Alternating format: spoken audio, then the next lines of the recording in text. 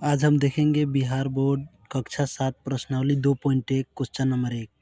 निम्न के चार चार तुल्य भिन्न लिखिए। तो देखिए यहाँ पे जो पहला क्वेश्चन है इसमें देखिए सबसे पहले क्या देखेंगे, पहले देखेंगे इसमें 2/3 ये हमारा प्रश्न है। इसमें ये वाली जो होता है हमारा ऊपर का जो भाग होता है इसको कहा जाता है अंश और नीचे का जो भाग है इसको कहा जाता है हर।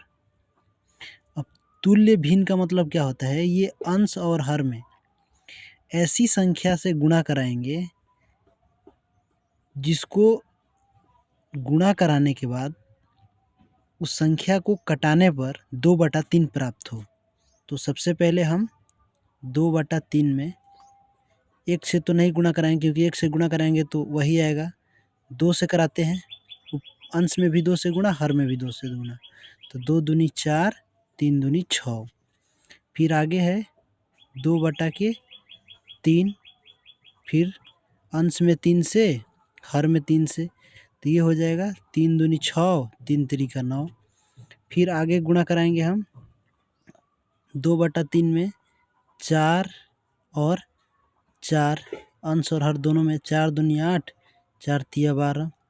फिर आगे इसमें 2/3 में गुणा कराएंगे 5 अंश में और 5 हर में, तो ये हो जाएगा 5 दूनी 10, 5 तिया 15। यानी कहने का मतलब है कि ये जो हमारा अंश और हर में जिस संख्या से गुणा कराए हैं, अब इस संख्या से इसको कटाएंगे तो हमारा 2/3 आंसर आ जाएगा। अर्थात कहने का मतलब है, तुल्य का मतलब होता है कि जब हम संख्या को जिस संख्या से गुणा कराएं, उस संख्या को गुणा कराने के बाद अगर उस संख्या को हम दोबारा से प्राप्त करना चाहेंगे तो जिस संख्या से गुणा कराएं उसी संख्या से दोनों में भाग लगेगा, वो संख्या हमारी दी गई प्रारंभिक संख्या के बराबर में आ जाएगी। तो हम इसको करके एक बार देख लेते हैं क्या मेरा सही है कि गलत है।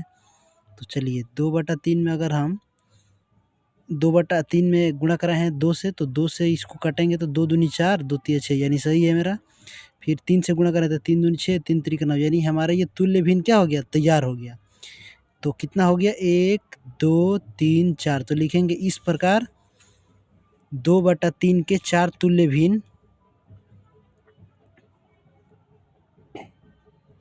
2/3 के